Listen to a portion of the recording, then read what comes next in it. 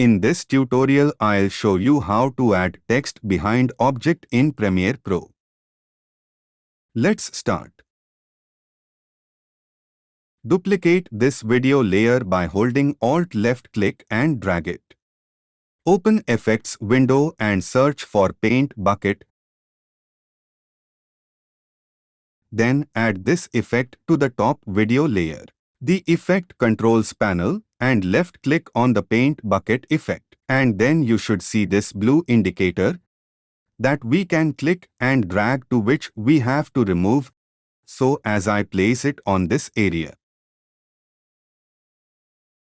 Go into Stroke option to choke and set and spread radius to 0. Check Invert Fill and then set blending mode to Stencil Alpha. Click Text option and type your text. Adjust your text layer. Drag it text layer in the middle and adjust your text according to image.